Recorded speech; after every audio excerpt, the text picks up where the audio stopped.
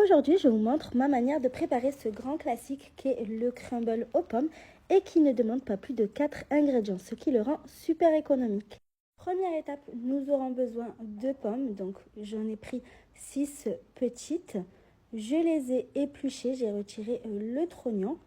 Je les coupe ensuite en dés, ni trop petits ni trop gros.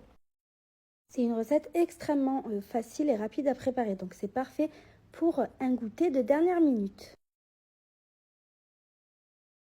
Après avoir coupé nos pommes, on va faire un caramel. Donc dans une casserole, on va mettre 70 g de sucre à fondre.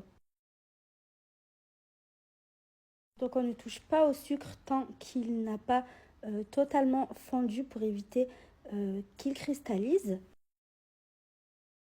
Une fois que le caramel s'est formé, on va pouvoir venir mélanger un petit peu. On ajoute par la suite 50 g de beurre et on va bien mélanger le tout. On va laisser le temps au beurre de bien fondre. Et enfin, dans ce délicieux caramel, on va ajouter nos petits dés de pommes. Donc on va les faire revenir quelques minutes dans le caramel pour les faire un petit peu fondre et caraméliser. Vous allez voir, ça va être juste excellent. On mélange bien pour les imbiber de caramel.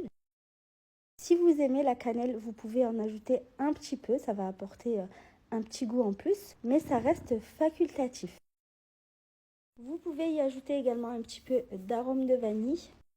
Après avoir fait revenir mes pommes pendant une dizaine de minutes, je les retire du feu et je les mets dans un moule.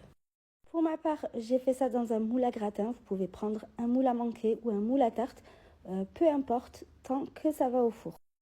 J'étale mes pommes uniformément dans le fond du moule. Ensuite, pour préparer le crumble, rien de plus simple, on va prendre 150 g de beurre au préalable coupé en petits dés. On va le mettre dans un saladier. On ajoute par-dessus 150 g de sucre et on commence à malaxer grossièrement. Je conseille de faire ça avec du beurre froid plutôt que du beurre à température ambiante qui aura tendance à plus vite faire fondre votre crumble. On ajoute ensuite 190 g de farine et on malaxe avec les mains pour mélanger le tout jusqu'à former une sorte de pâte bien sableuse. On ne va pas plus loin, on s'arrête là au risque de former une pâte sablée et de ne plus pouvoir la rattraper. On dispose ensuite notre crumble sur nos pommes caramélisées.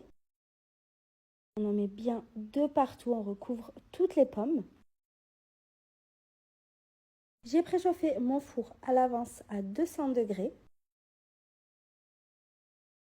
J'enfourne mon crumble pendant 30 à 35 minutes.